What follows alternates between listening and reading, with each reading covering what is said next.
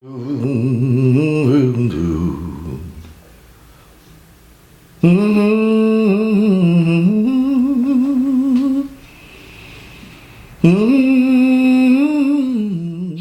it is with anyone, I think there are several traits or attributes that go into making up what a person can be seen as. There's a list.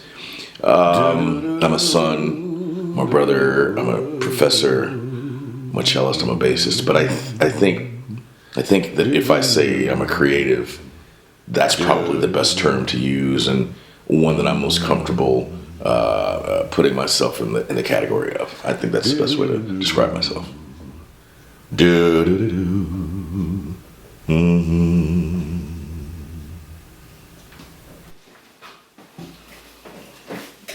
What's going through my mind as I prepare to play a piece in a public performance? Well, if I've done my due diligence, I will have sort of meditated backstage. I will have sort of tried to get into the mindset of what the composer wanted to get across.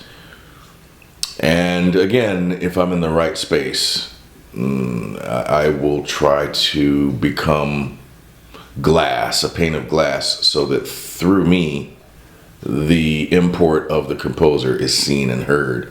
So there's less of me to be digested by the audience than there is of the person I'm playing.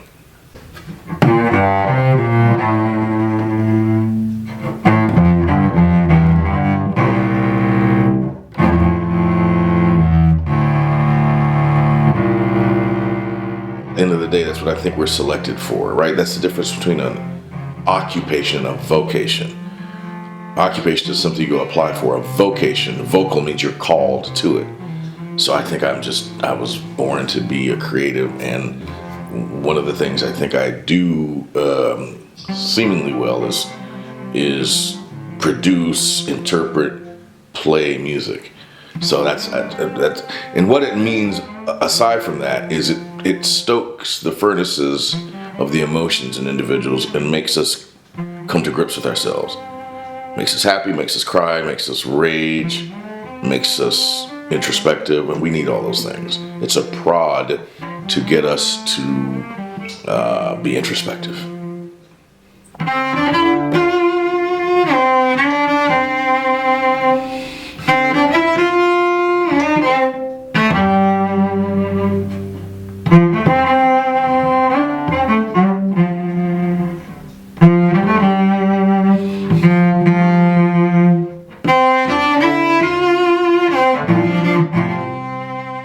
The study of philosophy and religion makes my mind a more pristine table from which I can select answers to questions.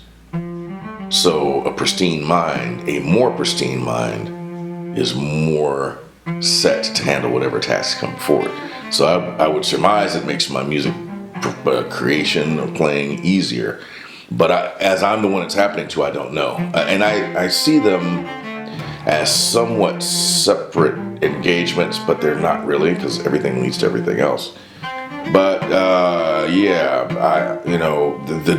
the deep scholarship I am about, as I used to say, creates furrows in my mind where large chunks of information just seep into them. That's what doctoral studies have always done for me. They literally rewire the way I work. They create grooves in my mind where this pithy information just has nice little places to fit in.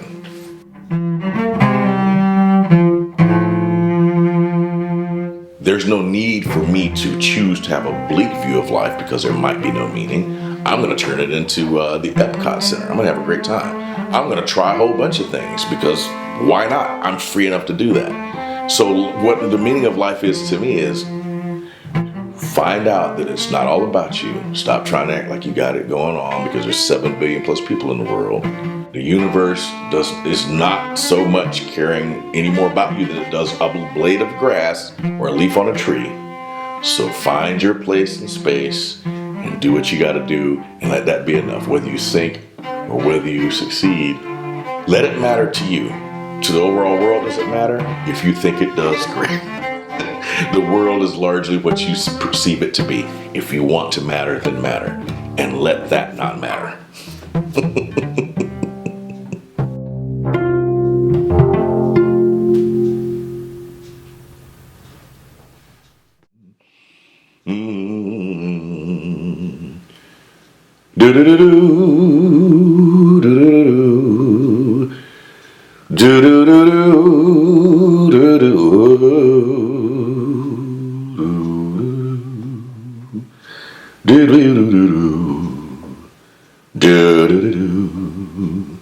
Mm-hmm.